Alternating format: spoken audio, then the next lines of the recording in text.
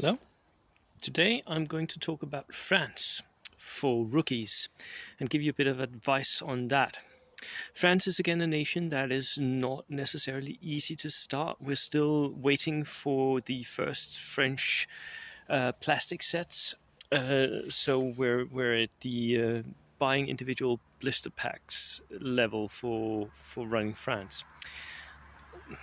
It is what it is, right? Um, but if you're going for options, for different lists you can play, France is a good place to look. There are many different ways you can play France, and some of them are quite competitive, and some of them are quite thematic. Also, in low point games, France has some of the best special rules because they get free units. Free units in low point games are worth quite a lot. And when you play as France, you can have a free artillery piece, which is nice.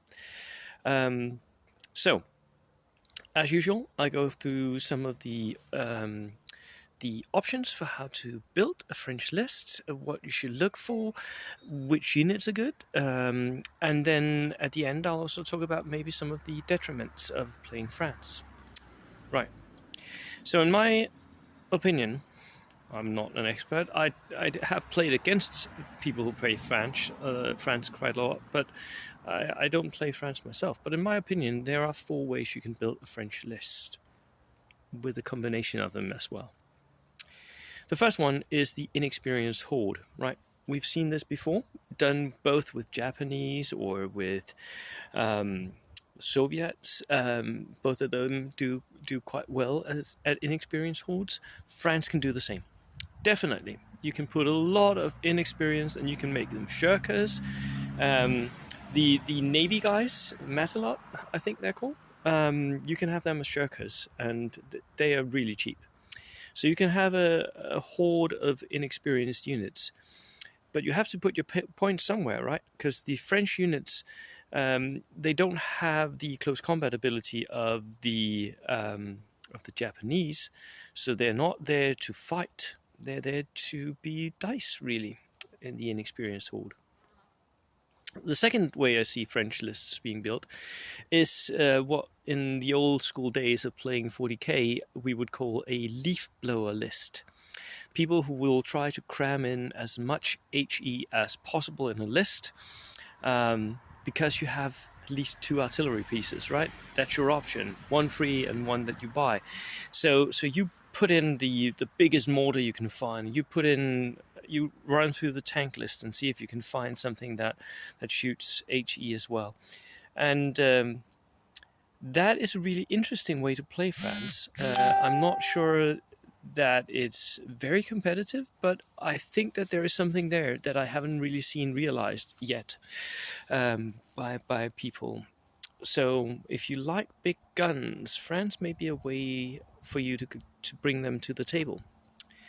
One way that I find that France would be very competitive is France is the only list, it's the only nation that has closed-topped armored transports.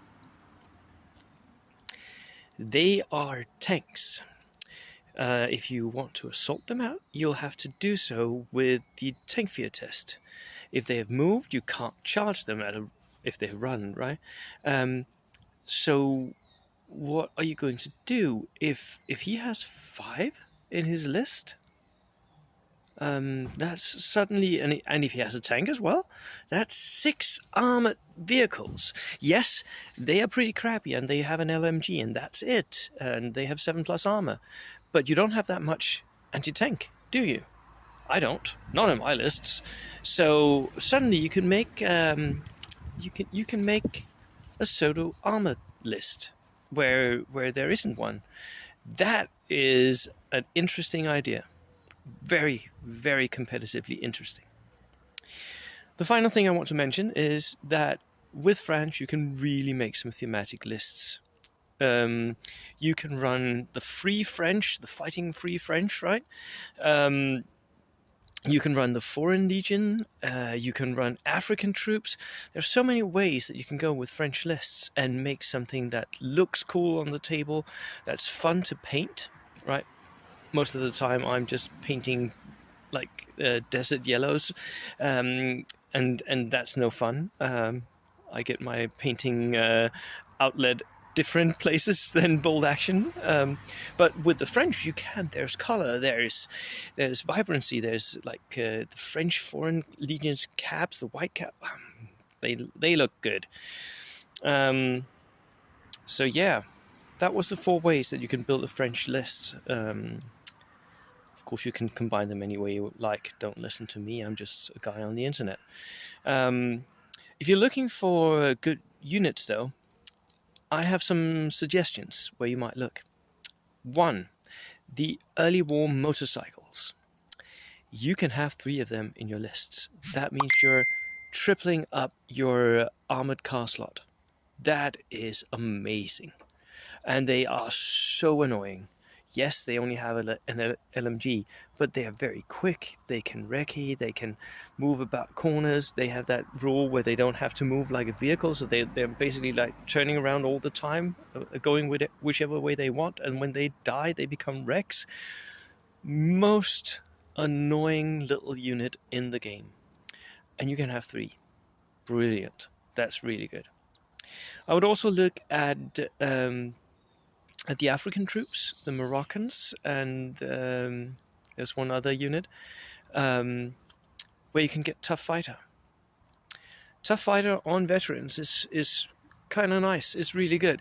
Don't expect them to hold up to dedicated assault units, but do expect them to kill everything else in close combat, because Tough Fighter is really good. Then, as I talked about before, the transport section, look at that. See if you can find the Berylets, the armored, close-topped transport. That is one hell of an option to have. Extra tanks for you. If we look at the tank list, it's pretty substandard. There's this difficulty with most of the French tanks being well armored, at least for early war tanks, but they have one-man turret, most of them, and they have slow, and that's really not very good, especially in scenarios where you have to move, like envelopment or double envelopment. It's bad. It's really bad.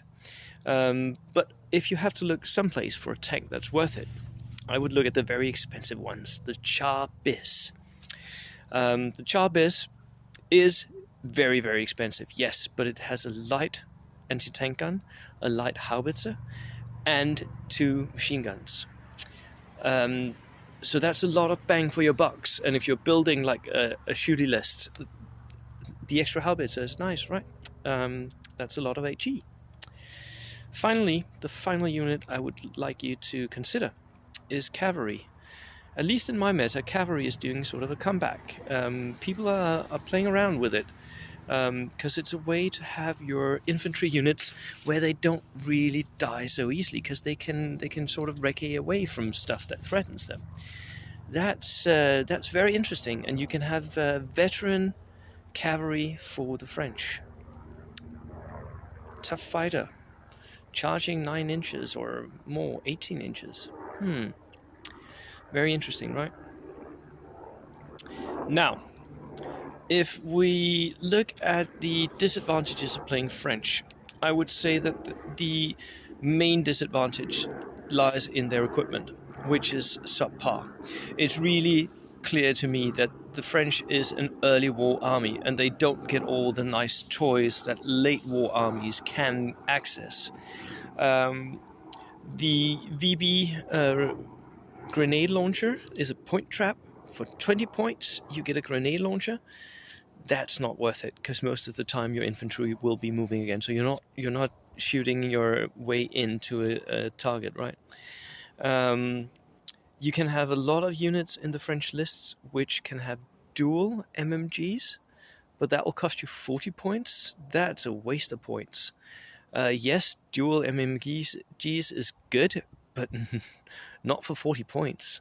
No, it's not.